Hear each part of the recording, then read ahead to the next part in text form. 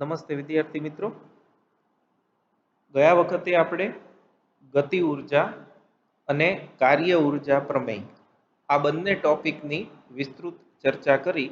એને રિલેટેડ જેટલા દાખલાઓ અને ઉદાહરણ છે એ સમજૂતી મેળવી લીધી હતી. આજે આપણે આ જ પ્રકરણનો જે બીજો અગત્યનો ટોપિક છે એની ચર્ચા કરવાના છીએ અને એ છે સ્થિતિ ઉર્જા. ગતિ ઉર્જા અને સ્થિતિ ઉર્જા આ બંને ઉર્જાના એવા સ્વરૂપો છે કે જેનો આપણે ભૌતિક વિજ્ઞાનમાં વારંવાર ઉપયોગ કરવાનો આવે છે. તો આજે સ્થિતિ ઉર્જા સમજી અને ગતિ અને સ્થિતિ ઉર્જા પરથી ઉર્જા સંરક્ષણનો નિયમ અથવા તો વધારે ચોક્કસ રીતે કહીએ તો યાંત્રિક ઉર્જા સંરક્ષણનો નિયમ એનો અભ્યાસ કરીશું. તો શરૂ કરતા પહેલા જે જૂનું છે એનું પુનરાવર્તન કરી લઈએ. એને આપણે કહીએ છીએ રીકેપ, રીકેપિચ્યુલેશન. સિરિયલમાં આવે ને કે જૂનો એપિસોડ જે હતો એનું બધું વર્ણન આપણે એ ઝડપથી જોઈ લઈએ. બે વસ્તુ આપણે ભણ્યા છીએ, એ છે ગતિ ઉર્જા કે બરાબર 1/mv² અથવા તો p²/2m આ ગતિ ઉર્જાનું સૂત્ર છે. અને બીજું આપણે ભણી ગયા છીએ એ છે કાર્ય ઉર્જા પ્રમેય. એને જો આપણે શબ્દોમાં લખીએ તો એમ લખી શકાય કે ગતિ ઉર્જાનો ફેરફાર બરાબર કાર્ય, એટલે કે W બરાબર ડેલ્ટા કે. આ કાર્ય ઉર્જા પ્રમેય છે. અને આપણે છેલ્લે જ્યારે યાંત્રિક ઉર્જા સંરક્ષણ અથવા તો ઉર્જા સંરક્ષણનો નિયમ ભણીએ એ વખતે આનો ઉપયોગ આવશે, ત્યારે હું પાછું તમને યાદ કરાવડાવીશ. આ ઉપરાંત એમાં ને એમાં આપણે આમ તો હવે આ જૂનું થઈ ગયું, તેમ છતાં એકવાર હું કહી દઉં તમને. કાર્ય W બરાબર FD cos થીટા અથવા તો F.D ઓર FD cos થીટા એ કાર્ય થશે. તો ત્રણ મુખ્ય સૂત્રો આપણે આજે અત્યાર સુધીમાં ભણ્યા છીએ. એ છે W બરાબર FD cos થીટા અથવા તો F.D. બીજું ગતિ ઉર્જા K બરાબર 1/mv², વેગના સ્વરૂપમાં, અને વેગમાનના સ્વરૂપમાં લખવું હોય તો p²/2m. અને ત્રીજું આપણે જોયું છે એ છે કાર્ય ઉર્જા પ્રમેય W બરાબર ડેલ્ટા કે, એટલે કે બાહ્ય બળ વડે થતું કાર્ય એ તેની ગતિ ઉર્જાના ફેરફાર જેટલું હોય છે. તો આટલું આપણે અત્યાર સુધી કરી ચૂક્યા છીએ. હવે એમાં ને એમાં નેક્સ્ટ જે આપણે કરવાનું છે એ છે સ્થિતિ ઉર્જા. એમાં જે આજનો ટોપિક છે, હવે તમે મારી સાથે લખતા જજો, એ છે સ્થિતિ ઉર્જા. ઇંગ્લિશમાં આપણે એને કહેશું પોટેન્શિયલ એનર્જી. પોટેન્શિયલ એનર્જી, સ્થિતિ ઉર્જા અથવા તો પોટેન્શિયલ એનર્જી. હવે આ આપણી ટેક્સ્ટબુકમાં બહુ વિચિત્ર રીતે આ મુદ્દો આખો આપ્યો છે, પણ હું તમને અલગ રીતે કરાવું છું જે જૂની ટેક્સ્ટબુક હતી એ પદ્ધતિથી, જેથી કરીને તમને નીટની તૈયારી તમે જે કરી રહ્યા છો અથવા તો JEEની તૈયારી કરી રહ્યા છો એ બધી તૈયારીઓમાં વધારે સરસ રીતે તમે સમજી શકો. એક્ઝામમાં આમાંથી કાંઈ આપણે પૂછતા નથી, એટલે જે આપણે 11મા ધોરણની પરીક્ષા છે એમાં થિયરીની દ્રષ્ટિએ આમાંથી આપણે કાંઈ નહીં પૂછીએ. એટલે થોડું હું તમને પૂર્વધારણા અને બેઝિક કરાવી અને જે ટેક્સ્ટબુકનું છે એ અને જૂની ટેક્સ્ટબુકનું હતું એ બંનેનું કોમ્બિનેશન કરાવીશ. એટલે તમારી જે ક્લાસ વર્ક બુક છે અને મટીરિયલ જે આપણું છે એ તમને હેલ્પફુલ થશે ટેક્સ્ટબુક કરતાં પણ વધારે. તો તમે પહેલા એની ડેફિનેશન લખી લો, એટલે એના પરથી આપણે બાકીની સમજૂતી મેળવવાના છીએ. તો બળ ક્ષેત્રમાં રહેલ કોઈ પદાર્થ પોતાના સ્થાનને લીધે અથવા સંરચનાને લીધે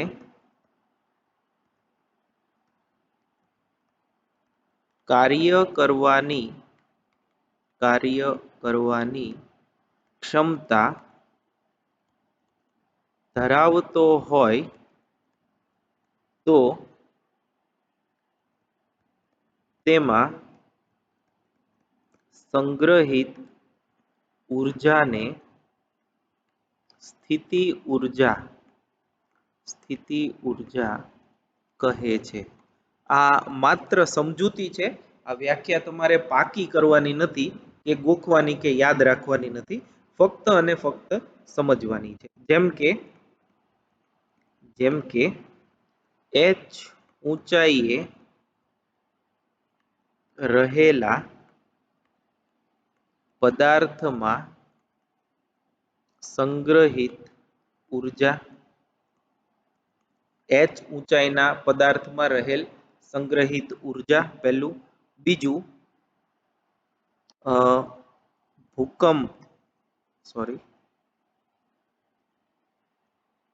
ભૂકંપ દરમિયાન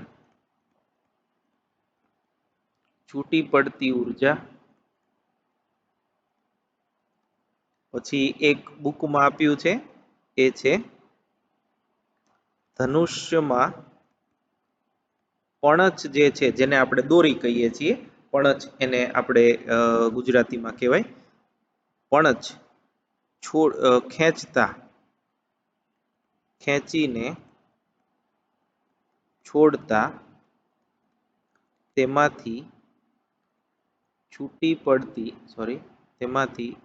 પડતી ઊર્જા. પછી સ્પ્રિંગમાં સંગ્રહિત ઊર્જા. પછી ડેમમાં રહેલા પાણીમાં સંગ્રહિત ઊર્જા. આવા તો ઘણા બધા ઉદાહરણ છે. આપણે અમુક ઉદાહરણો છે એ લઈએ તો તમને સ્થિતિ ઊર્જાનો કન્સેપ્ટ જે છે એ વધુ સારી રીતે સમજાશે. જેમ કે આપણે 1 by 1 જોઈએ તો h ઊંચાઈએ રહેલા પદાર્થમાં સંગ્રહિત ઊર્જા. એના માટે આપણે એવું કહી શકીએ કે ધારો કે તમે h ઊંચાઈએ પદાર્થને પડતો મૂકો તો ત્યાં આગળ પદાર્થ સ્થિર છે, પણ જ્યારે અંતર કાપતો પૃથ્વી સુધી પહોંચે, ધારો કે તમે 5 માળનું એક મકાન છે અને એ મકાનની અગાસી પરથી એક પથ્થરને પડતો મૂકો છો, તો એ સંજોગોમાં 5મા માળે પદાર્થ પાસે કંઈક સંગ્રહિત ઊર્જા છે અને કાંઈ ન ખબર પડે તો એટલી ખબર પડે કે ત્યાંથી આપણે 5મા માળેથી પથ્થરને પડતો મૂકીએ અને નીચે કોઈ વ્યક્તિના માથા ઉપર પડે તો એને ઈજા કરે છે, એને વાગે છે. હવે એ વાગે અથવા તો એ પદાર્થ અમુક વેગ સાથે જમીનને સ્પર્શે છે, તો એ વેગ હોય એટલે 1/mv² પરથી એની પાસે ગતિ ઊર્જા હોય. અને તમને કોઈ એમ પૂછે કે ગતિ ઊર્જા આવી ક્યાંથી, તો તમે એ તો જૂના ધોરણોમાં ભણી ગયા કે ઊર્જાનો નાશ ન થાય, કે નવી ઊર્જા ઉત્પન્ન ન થાય, ઊર્જાનું એક સ્વરૂપમાંથી બીજા સ્વરૂપમાં રૂપાંતર પામે. તો ત્યાં આગળ આપણે એવું કહેશું હવે કે જે જમીન પર પડેલો પદાર્થ એને જે ગતિ ઊર્જા મેળવી એ ક્યાંથી આવી, તો કે 5મા માળે જ્યારે કોઈ એને લઈ ગયું હશે ત્યારે એણે એમાં ઊર્જા સંગ્રહિત કરી હશે. એ સંગ્રહાયેલી ઊર્જા એ 5મા માળે એની પાસે હતી જ, એ ઊર્જાનું રૂપાંતરણ થયું પથ્થરની કે પદાર્થની ગતિ ઊર્જામાં. પછી ભૂકંપ દરમિયાન છૂટી પડતી ઊર્જા એ પણ સ્થિતિ ઊર્જાનો એક પ્રકાર છે. ધનુષ્યમાં આપણે પણછ ખેંચીએ એટલે કાર્ય કરીએ, એ કાર્ય છે એ ક્યાં રૂપાંતર પામે, પણછની સ્થિતિ ઊર્જામાં. જ્યારે આપણે તીર છોડીએ ત્યારે સ્થિતિ ઊર્જા ગતિ ઊર્જામાં, તીરની ગતિ ઊર્જામાં રૂપાંતર પામે. સ્પ્રિંગમાં સંગ્રહિત ઊર્જા એનો આપણે ઉલ્લેખ કરશું અને એનું સૂત્ર પણ આપણે જોવાના છીએ. અને ડેમના પાણીમાં સંગ્રહિત ઊર્જા, ડેમનું પાણી સ્થિર હોય પણ જેવો ડેમનો દરવાજો ખોલો એટલે પાણી ગતિથી બહાર નીકળે છે, એટલે પાણીની સ્થિતિ ઊર્જા એ ગતિ ઊર્જામાં રૂપાંતર પામે છે. તો બળ ક્ષેત્રમાં રહેલ કોઈ પદાર્થ પોતાના સ્થાનના લીધે, જેમ કે આપણે હમણાં એક્ઝામ્પલ લીધું એમાં પાંચમા માળની અગાસી પર જે પથ્થર પડ્યો હોય એ પથ્થર બળ ગુરુત્વાકર્ષી બળ ક્ષેત્રમાં છે, ત્યાં એનું પોતાનું કંઈક સ્થાન છે અને એ સ્થાનના લીધે એ કાર્ય કરવાની ક્ષમતા અથવા તો ઉર્જા ધરાવે છે. અથવા તો સંરચનાને લીધે, જેમ કે સ્પ્રિંગ છે. સ્પ્રિંગમાં તમે એવું ભણો છો કે સ્પ્રિંગને તમે ખેંચી અને છોડી દો એટલે તમને ઉર્જા જે છે એ છૂટી પડે છે. તો એ સ્પ્રિંગમાં તો કોઈ કાર્ય કરતું નથી, તો એ સ્પ્રિંગનો પોતાની રચના જેવી છે, એનું બંધારણ જ એવું છે, એની સ્થિતિસ્થાપકતાનો ગુણધર્મ છે, જેના કારણે ઉર્જા સંગ્રહ કરવાની ક્ષમતા ધરાવે છે. તો ક્યાં તો બળ ક્ષેત્રમાં રહેલ પદાર્થ સ્થાનના લીધે અથવા તો સંરચનાને લીધે કાર્ય કરવાની ક્ષમતા એટલે કે ઉર્જા ધરાવતો હોય તો એને એની સ્થિતિ ઉર્જા એમ કહેવાય. ટૂંકમાં ગતિમાં ન હોય એવી ઉર્જાઓ જો તમે જુઓ તો એ મોટા ભાગની ઉર્જાઓ સ્થિતિ ઉર્જા છે એમ સમજી શકાય. દરેક વખતે એવું હોવું એ જરૂરી નથી, પણ જો ગતિમાં ન હોય અને ઉર્જા હોય તો એ સ્થિતિ ઉર્જા હોવાની શક્યતા વધારે હોય. આપણે આપણા સિલેબસમાં બંને ઉર્જાઓ, એક આ બળ ક્ષેત્રમાં રહેલા પદાર્થના સ્થાનના લીધે એમાં રહેલી ઉર્જા અથવા તો કાર્ય કરવાની ક્ષમતા, એમાં આપણે ભણશું ગુરુત્વીય સ્થિતિ ઉર્જા, ગુરુત્વીય સ્થિતિ ઉર્જા અથવા ગુરુત્વાકર્ષી સ્થિતિ ઉર્જા. અને સંરચનાને લીધે જે કાર્ય કરવાની ક્ષમતા છે એમાં આપણે ભણશું સ્પ્રિંગમાં સંગ્રહિત ઉર્જા, સ્પ્રિંગમાં સંગ્રહિત ઉર્જા. આનું સૂત્ર છે V બરાબર ઉર્જા સ્થિતિ ઉર્જાનો V અથવા U એવા બે સંકેત છે. આપણી ટેક્સ્ટ બુકમાં બધે V આપ્યું છે એટલે હું V લખું છું, બાકી વધુ પ્રચલિત સંકેત U છે, V અથવા તો U, જે તમને અનુકૂળ 12th માં બધે U જ આપ્યો છે. અત્યારે આપણે ટેક્સ્ટ બુક પ્રમાણે V લખીએ. બરાબર 1/2 kx², જ્યાં k ને કહેવાય સ્પ્રિંગનો બળ અચળાંક. આ બધું હું તમને સમજાવીશ, અત્યારે ખાલી હું તમને જસ્ટ જાણકારી આપું છું. અને ગુરુત્વાકર્ષી સ્થિતિ ઉર્જામાં આપણે જોશું V બરાબર mg અને h, h ઊંચાઈ, g ગુરુત્વ પ્રવેગ અને m એ દળ છે. તો આપણે આ એક સૂત્ર અને આ સૂત્ર, આ બે વિશેની માહિતી હવે પછીનું જે આપણે કરીએ છીએ એમાં મેળવવાની છે. આનો એક આખો અલગ ચેપ્ટર લેક્ચર છે, એ આપણે નેક્સ્ટ ટાઈમ કે એની પછીના વખતે એ કરીશું. તો પહેલું લખો, એમાં સ્થિતિ ઉર્જામાં પહેલી સ્થિતિ ઉર્જા એ છે ગુરુત્વીય સ્થિતિ ઉર્જા, ગ્રેવિટેશનલ પોટેન્શિયલ એનર્જી, ગુરુત્વીય સ્થિતિ ઉર્જા. અને આ ઉર્જા છે મેં તમને કીધું એમ બળ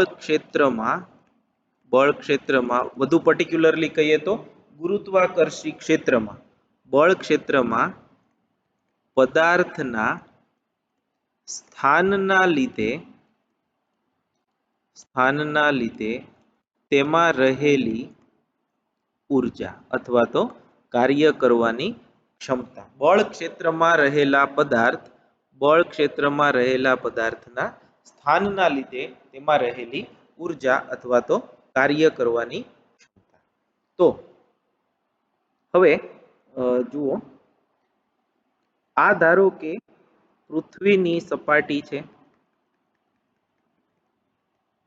આ ધારો કે પૃથ્વીની સપાટી છે અથવા તો જમીન છે. અહીંયા આગળ એક પદાર્થ h ઊંચાઈએ રહેલો છે, અહીંયા આગળ એક પદાર્થ h ઊંચાઈએ રહેલો છે અને એ પદાર્થનું દળ m જેટલું છે. તો આપણે જાણીએ છીએ કે એના પર ગુરુત્વાકર્ષી બળ નીચે તરફ mg જેટલું લાગશે. અને ધારો કે આપણે આને પડતો મૂકીએ તો એ પદાર્થ અહીંથી અહીં સુધી આવશે. એ દરમિયાન જે કાર્ય થાય એ કેટલું હોય તો કે બળ ગુણ્યા સ્થાનાંતર h જેટલું. તો તો h ઇન્ટુ mg એ કાર્ય મળશે. તો એ કાર્ય જે છે એ જ એની સ્થિતિ ઉર્જા થઈ. તો આપણે એ લખીએ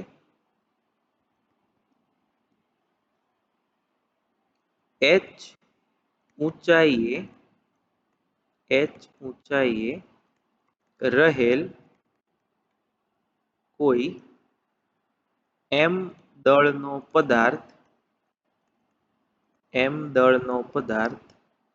ધ્યાનમાં લો. m દળનો પદાર્થ ધ્યાનમાં લો. આ પદાર્થ પર અધો દિશામાં એટલે કે નીચે તરફ અધો દિશામાં ગુરુત્વાકર્ષી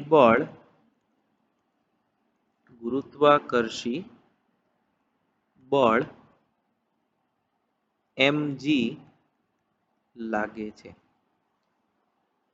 હવે ટેક્સ્ટબુકમાં તમે જુઓ તો એમાં જી વિશે થોડુંક માહિતી આપી છે કે પૃથ્વીની સપાટીની નજીકના અંતરો માટે જ જી સાચું છે, નહીતર જી અંતર સાથે બદલાય છે. એની અત્યારે આપણે ચિંતા નહીં કરીએ, કેમ કે એ આઠમા ચેપ્ટરમાં તમે એ ગુરુત્વ પ્રવેગ અને એના ફેરફારો ભણવાના છો. અત્યારે આપણે પૃથ્વીની નજીક જ નજીક એટલે 10-12 કિલોમીટર, એનાથી વધુ હોય તો ધ્યાનમાં લેવું પડે. પણ આપણે વાતાવરણ છે ત્યાં સુધી લગભગ જીનું મૂલ્ય 9.8 અચળ એટલું લઈ શકીએ છીએ. તો mg જેટલું બળ એ અધો દિશામાં લાગે છે. પદાર્થને મુક્ત કરતા તે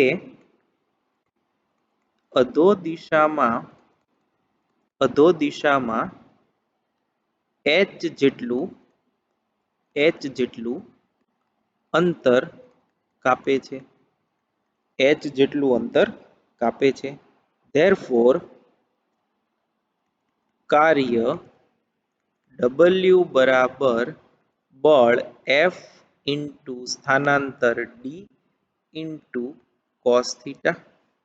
તો તમે જુઓ બળ નીચે લાગે છે, સ્થાનાંતર D એ પણ નીચે તરફ થાય છે, તો આ થશે બળ mg સ્થાનાંતર h ઇન્ટુ cos 0. Therefore કાર્ય W બરાબર mg અને h.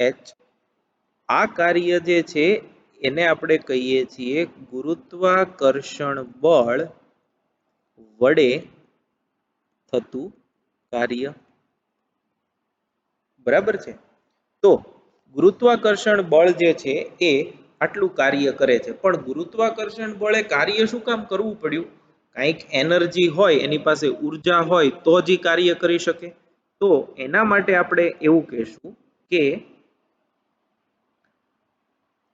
વધુ સારી રીતે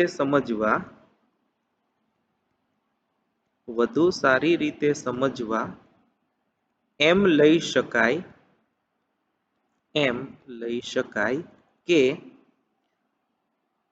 પદાર્થ શરૂઆતમાં જમીન પર એટલે કે h બરાબર 0 ત્યાં છે અને તેને h ઊંચાઈએ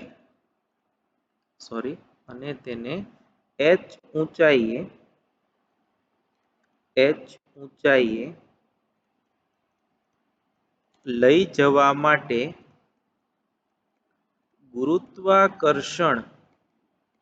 ગુરુત્વાકર્ષણ બળની વિરુદ્ધમાં કાર્ય કરવું પડે છે, જે h ઊંચાઈએ પહોંચે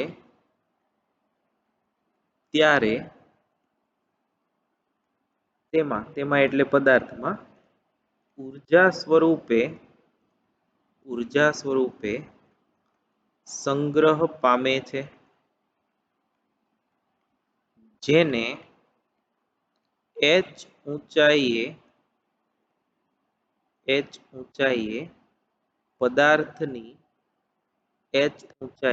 પદાર્થની ગુરુત્વીય સ્થિતિ ઉર્જા, ગુરુત્વીય સ્થિતિ ઉર્જા એને આપણે વી કહેશું, સ્થિતિ ઉર્જા વી કહે છે.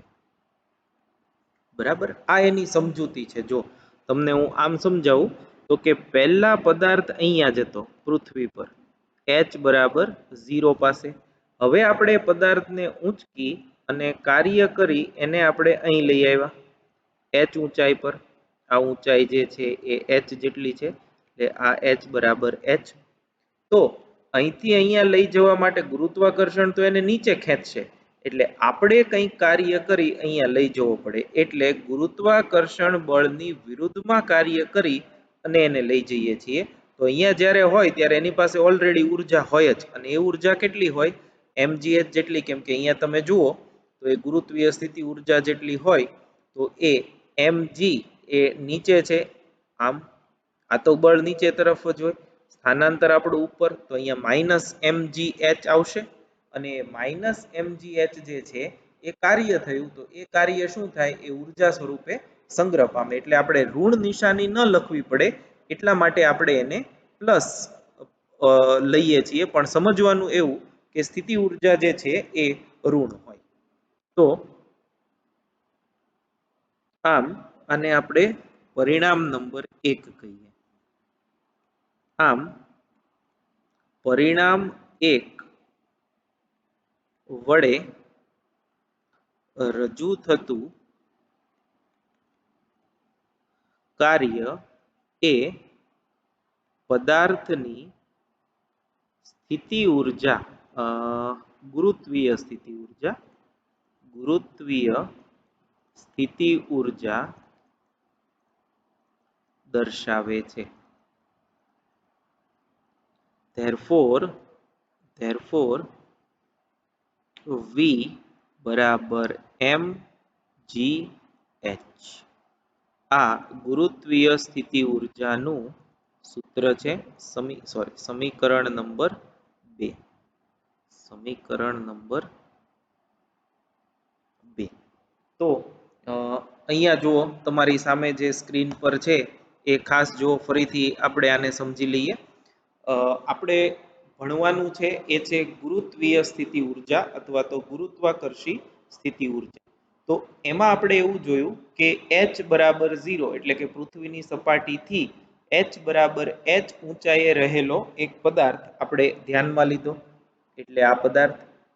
હવે એ પદાર્થ માટે આપણે જો એને મુક્ત પતન કરીએ તો તમે એવું ભણી ગયા છો કે એ પદાર્થ જે છે એ h જેટલું અંતર કાપી અને અહીંયા પૃથ્વીને અડકશે, એ વખતે એનો કંઈક વેગ હશે. હવે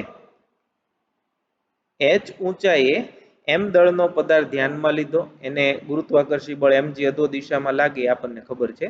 તો જ્યારે h જેટલું અંતર કાપી અને નીચે આવે ત્યારે એણે કરવું પડતું કાર્ય એ થયું mgh જેટલું. આ કાર્ય કોણ કરે છે? તો કે એને ઉપરથી નીચે જે લાવે એ કોણ લાવે છે? mg.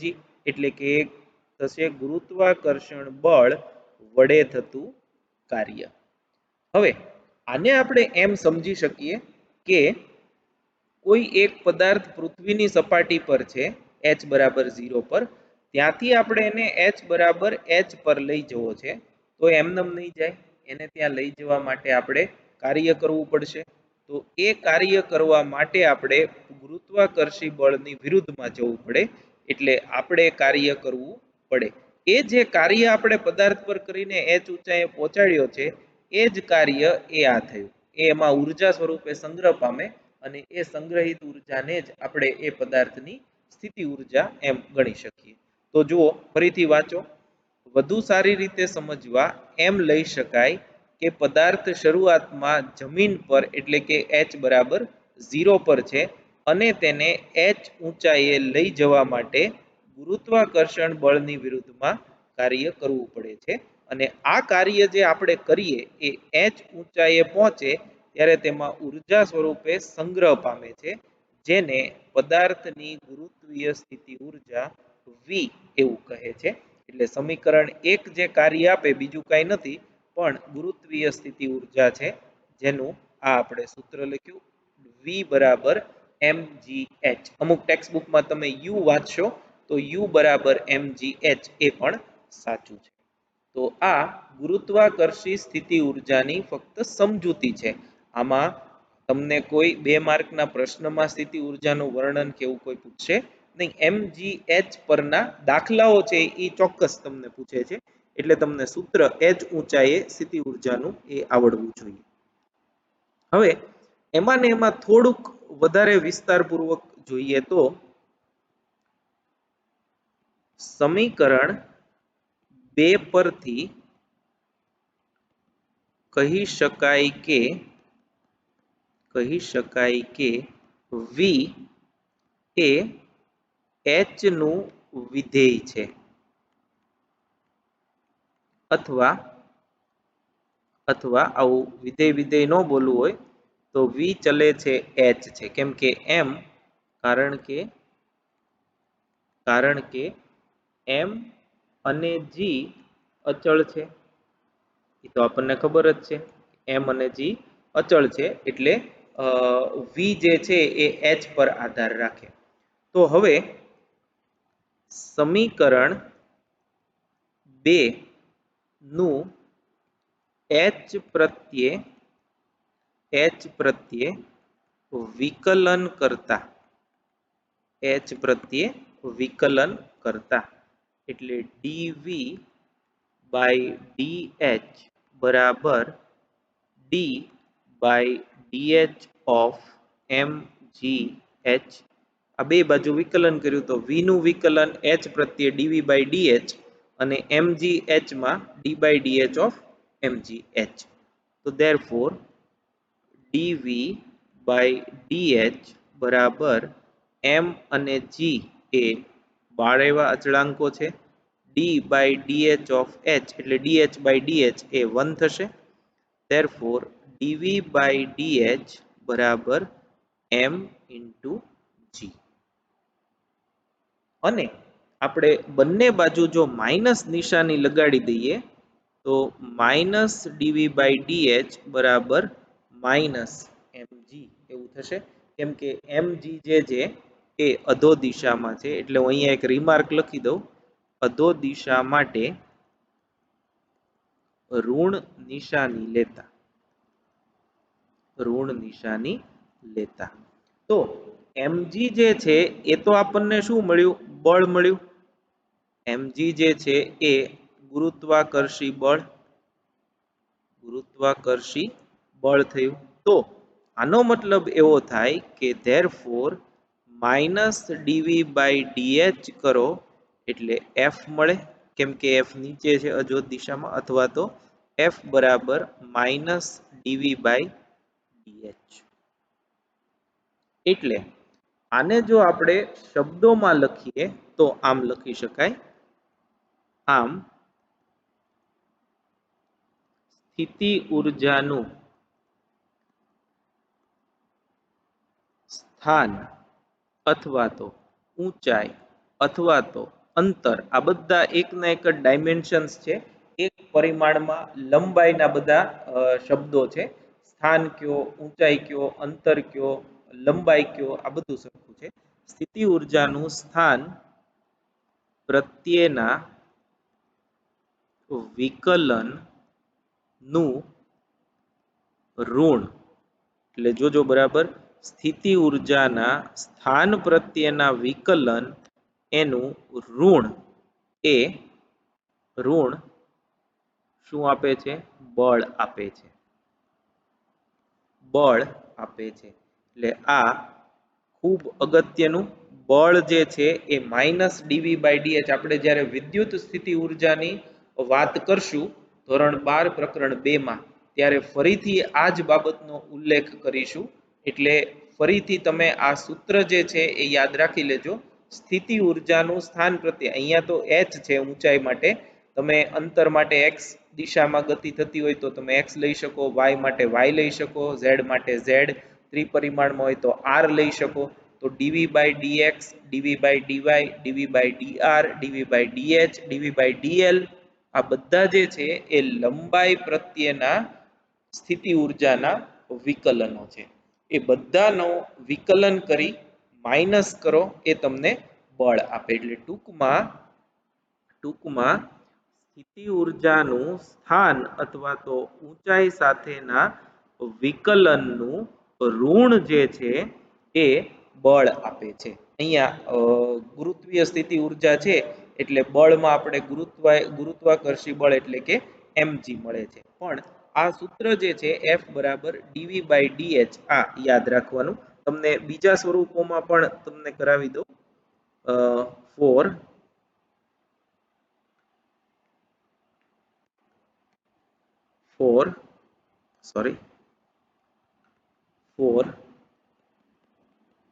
નીટ और जेईई ખાસ યાદ રાખજો. F બરાબર માઇનસ dv/dh બરાબર માઇનસ ડેલ્ટા v/ડેલ્ટા h બરાબર માઇનસ v/h બરાબર માઇનસ સ્થિતિ ઉર્જા છેદમાં અંતર. આ જે છે એ તમારે યાદ રાખવાનું. આ ગમે તે સ્વરૂપમાં તમે આનો ઉપયોગ કરી શકશો. F બરાબર માઇનસ dv/dh ના બદલે ડેલ્ટા v/ડેલ્ટા h આપે, ખાલી v/h આપે. સ્થિતિ ઉર્જા અને ઊંચાઈ આપી હોય, બળ ગણવાનું કીધું હોય તો ભાગાકાર કરી આગળ માઇનસ લગાડી દેવાનું. માઇનસ એવું સૂચવે છે કે અહીં જે કાર્ય થાય એ કોઈકની વિરુદ્ધમાં થાય છે તો જ કાર્ય કરવું પડે. અહીંયા પૃથ્વી છે એના વિરુદ્ધમાં આપણે સ્થાનાંતર કરાવરાવી અને પદાર્થને લઈ જઈએ એટલા માટે એમાં ઉર્જા સંગ્રહ પામે છે, અધરવાઇઝ ઉર્જા સંગ્રહ પામતી નથી. એટલા માટે આપણે માઇનસ નિશાની જે છે એ બધે લઈએ છીએ. ઘણી વખત v પોતે જ માઇનસ લેવામાં આવે એટલે અહીંયા જ માઇનસ હોય એટલે છેક સુધી માઇનસ આવે તો આ માઇનસ છેલ્લે લખવાનો પ્રશ્ન નથી. પણ ઘણા એમ સમજે છે અધો દિશા માટે ઋણ નિશાની લઈએ છીએ. ઘણા એમ સમજે છે કે બળ અને સ્થાનાંતર વિરુદ્ધમાં છે એટલે કાર્ય ઋણ છે એટલે ઋણ નિશાની લઈએ છીએ. અને બધા કન્સેપ્ટ જે છે એ પોતપોતાની દ્રષ્ટિએ સાચા છે. એક પણ કન્સેપ્ટ ખોટો નથી. એટલે તમે તમારી રીતે તમને જે યાદ રહે એ ઇન્ટરપ્રિટેશન ઋણ સંજ્ઞા માટેનું લઈ શકશો. પણ યાદ રાખજો કે F બરાબર માઇનસ dv/dx થશે. હવે બીજું એક આમાં ને આમાં થોડું વધારે ડિટેલમાં ફિઝિક્સ જોઈ લઈએ. આમાં આપણે એમ લખશું કે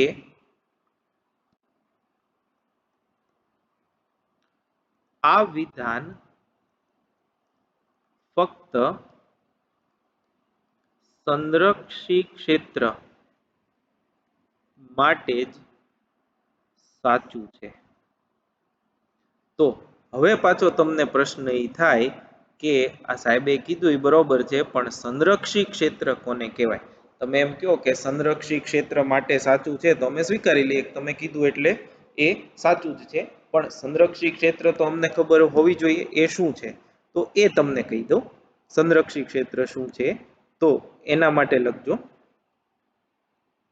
સંરક્ષી ક્ષેત્ર.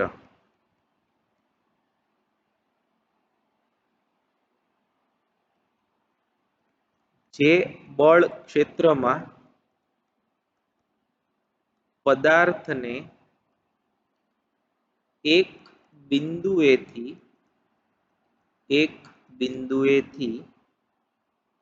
બીજા બિંદુ સુધી લઈ જવા માટે કરવું પડતું કાર્ય તે બે બિંદુઓના સ્થાન પર જ આધાર રાખતું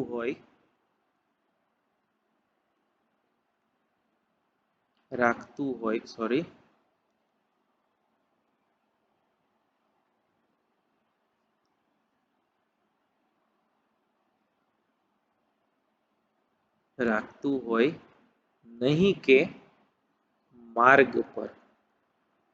નહીં કે માર્ગ પર, તો આવા બળ ક્ષેત્રને સંરક્ષી બળ ક્ષેત્ર અને બળને સંરક્ષી બળ કહે છે. આવા બળ ક્ષેત્રને સંરક્ષી બળ ક્ષેત્ર અને બળને સંરક્ષી બળ એમ કહે છે. તો હવે આને સમજીએ આપણે.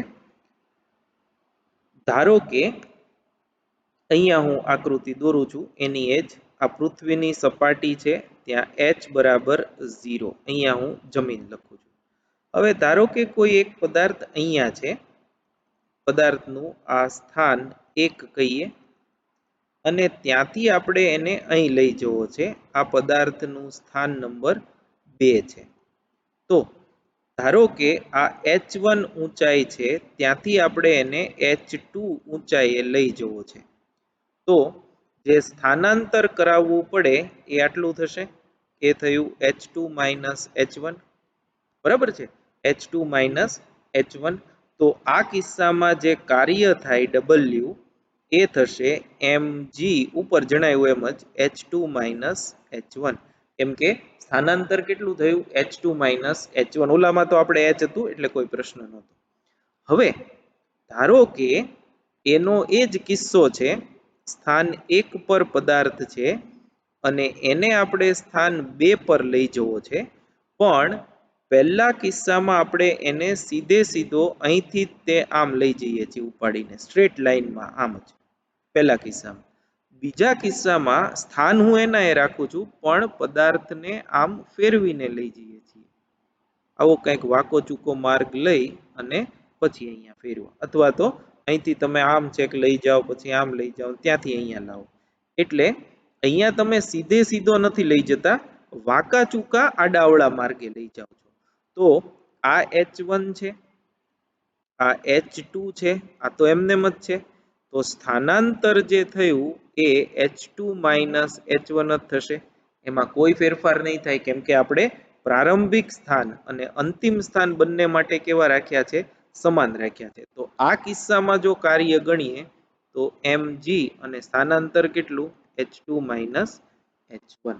એટલે અહીંયા આગળ પદાર્થને એક બિંદુથી બીજા બિંદુ સુધી લઈ જવા માટે કાર્ય તો કરવું જ પડે છે, પણ એ કાર્ય જો માર્ગ પર આધાર રાખતું ન હોય તો એવા બળ ક્ષેત્રને સંરક્ષી બળ ક્ષેત્ર કહેવાય. અહીંયા આવું એટલા માટે મળ્યું કેમ કે આ બળ ક્ષેત્ર જે ગુરુત્વાકર્ષી ક્ષેત્ર છે એ પોતે સંરક્ષી ક્ષેત્ર છે, એટલા માટે. તો હવે ફરીથી એક વખત એ જોઈ જઈએ આપણે.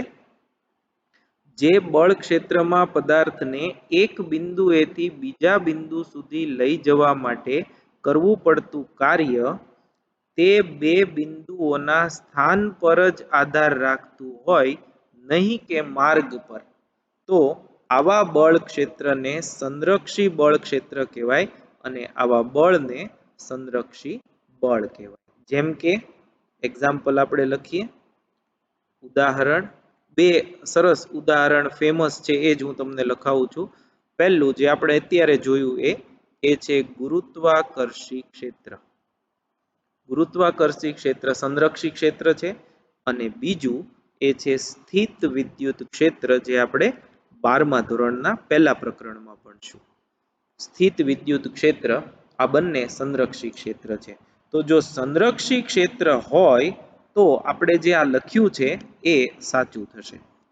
એટલે સ્થિતિ ઉર્જાનું સ્થાન પ્રત્યેનું વિકલનનું ઋણ બળ આપે ત્યારે કે જ્યારે બળ ક્ષેત્ર અથવા તો બળ પોતે સંરક્ષી હોય તો. બરોબર છે? તો આ એક સંરક્ષી ક્ષેત્ર કોને કહેવાય એની આપણે ચર્ચા કરી.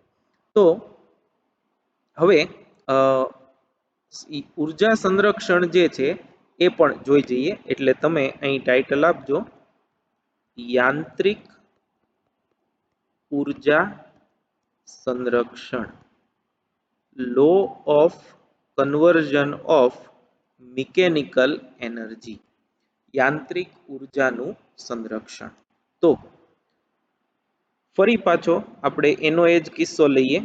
હવે આપણને ખબર છે કે ધારો કે એક પદાર્થ h ઊંચાઈએ હોય તો એમાં સંગ્રહિત ઉર્જા V બરાબર mgh જેટલી હોય અને આને આપણે Vi કહીએ. અહીંયા આગળ પદાર્થ સ્થિર છે તો એની ગતિ ઉર્જા વેગ એ 0 હશે.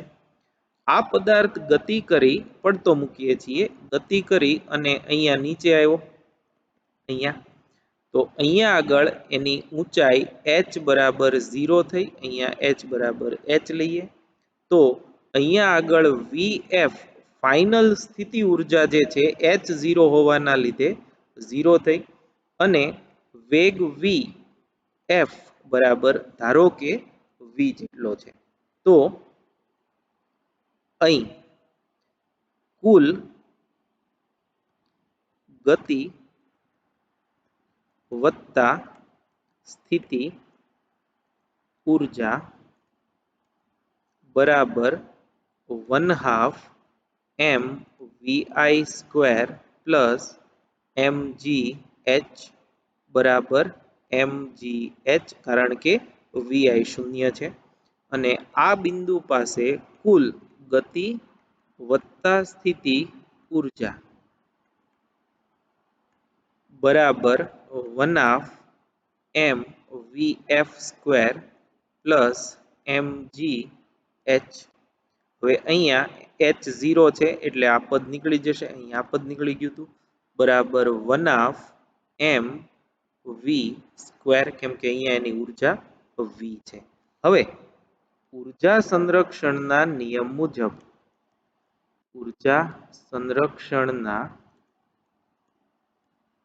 નિયમ મુજબ આને આપણે પરિણામ 1 કહીએ, આને પરિણામ 2 કહીએ, મુજબ 1 અને 2 સમાન હોય. therefore mgh બરાબર 1/2 m into v². આના ઉપરથી આપણે એક અગત્યનું પરિણામ જોઈ શકીએ. m બંને બાજુ કેન્સલ કરીએ તો v બરાબર √2gh, જે મુક્ત પતન કરતા પદાર્થનો h ઊંચાઈ કાપ્યા પછીનો વેગ છે. એ આપણે પ્રકરણ 3 માં જોયું હતું. અત્યારે યાદ ન હોય તો કોઈ વાંધો નથી, પણ આપણે યાંત્રિક ઉર્જા સંરક્ષણને આમ લખીએ છીએ કે સંરક્ષી બળો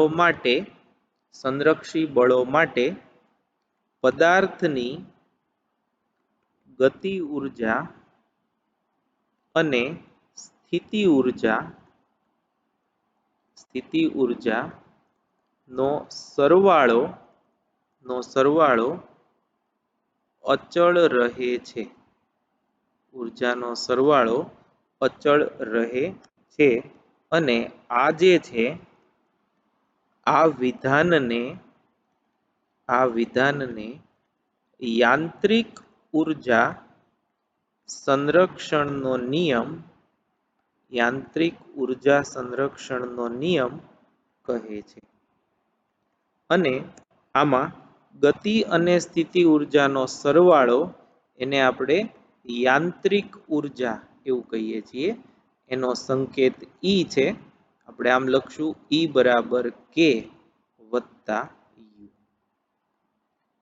અથવા તો E બરાબર K વત્તા V.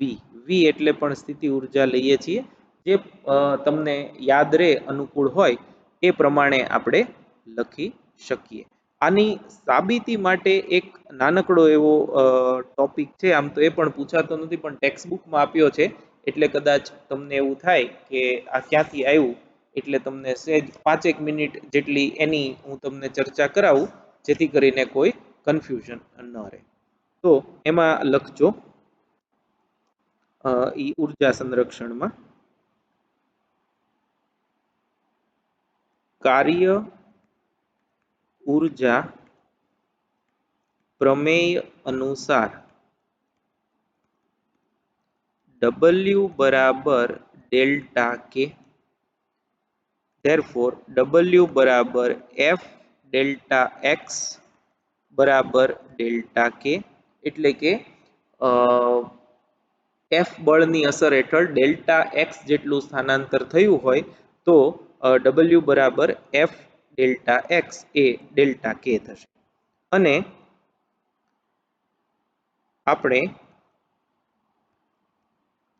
ઉપર જોયું એ મુજબ